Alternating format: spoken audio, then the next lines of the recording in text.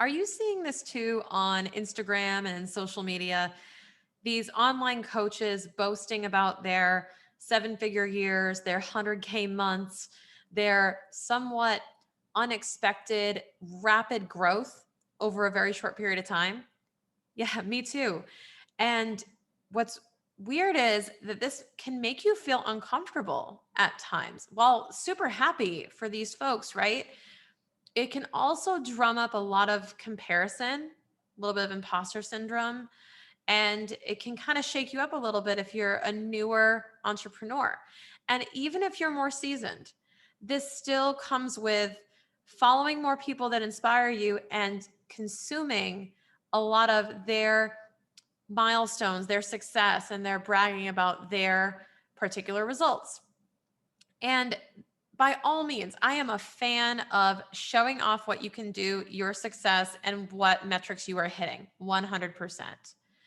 But as a consumer, we also need to regulate how much of that we are consuming and understand what we're looking at and whether it's worth comparing to. So, the problem when we look at these different metrics of folks that inspire us on social media, what we always neglect to realize is we are not comparing apples to apples. We actually have apples and oranges. And when you're looking at these metrics like, oh, she had $1 million year or 100K month, what does that mean? What does that actually mean? That sounds sexy as heck to have a 100K month. But if you actually peel back the layers a little bit, you realize that this person actually spent $95,000 on Facebook ads. They spent, $90,000 on contractors, on other tools and investments in order to generate that 100K. It's kind of like saying you lost 100 pounds through a weight loss program and gained back 95. Right? We always say I lost 50 pounds if you actually are 50 pounds lighter at the end of the journey.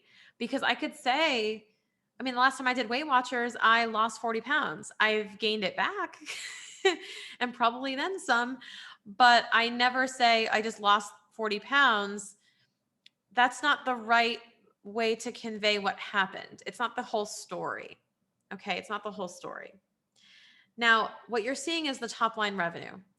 You're seeing the total sales that they brought in, which is a very true and real metric. However, what you're neglecting to see are any of the expenses that got them there, any of the investments, any of the services, the products, the boosting, the PR, the advertising, all of that.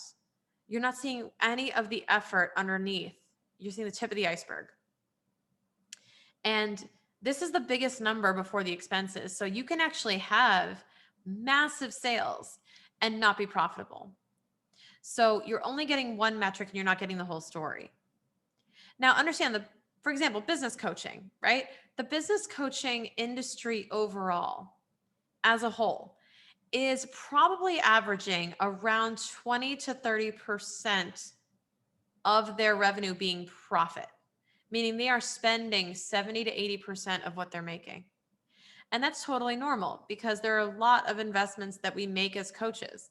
And this is backed by industry research, by the way. I have access to IBIS World industry research, and they are phenomenal. And this is what we're seeing in the trends right now.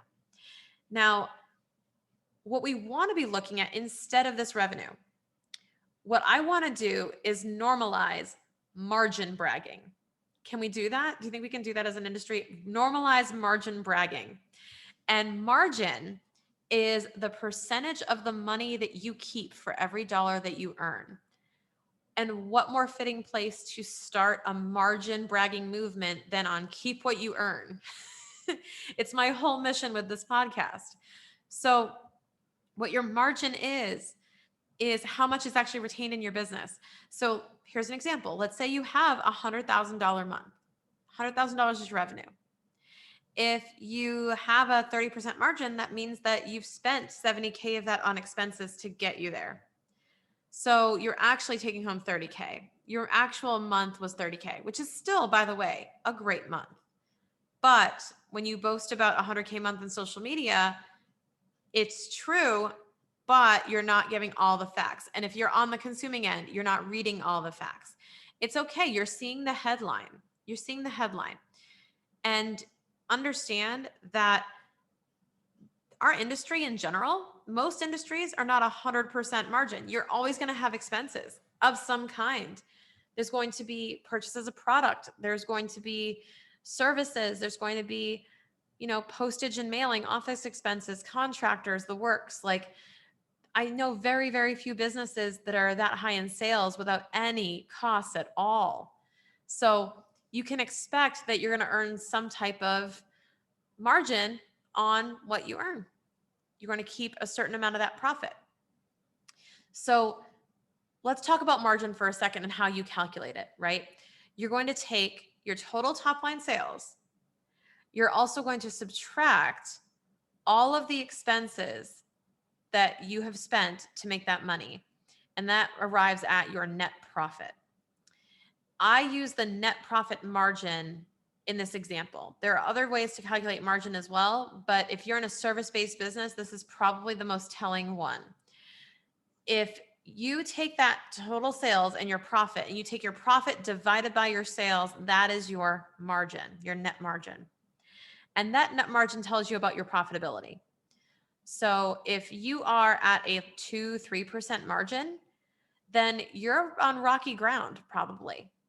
It means that your costs are so high, you can barely cover them with your sales. So a solution for a lower margin might be strategies to increase sales or strategies to control costs, or both. Ideally, both. Ideally, you want to come at this from both fronts. But when you're looking at your margin, that is a way more valuable metric than just the top line sales, because it doesn't say everything you need to know about your performance. So while there are entrepreneurs online boasting about their top line revenue goals and their achievements, and by all means, congratulate them on that, understand that you should not be comparing what you're making in terms of profitability to those numbers, because the reality is there's a lot of layers to peel behind that, to understand what they're truly doing in their operations. And that is between them, their accountant, their business partners, right? And that's for them to decide if they want to disclose. It's completely private information. You don't have to force them to tell you that. But understand that when you're looking at these numbers, you're not quite getting the whole story. So I challenge you, go calculate your margin right now to see where you stand. And if it's lower than you expected, take a look at it and come up with 2 or 3 ways that you can improve your margin through either reducing your costs or increasing your sales. Have fun doing that exercise. Let me know if you have any questions. Please text me if you want to share your thoughts on this episode. My number is 860-609-6374. I'd love to hear how you're going to apply this into your business to help you keep more of what you earn.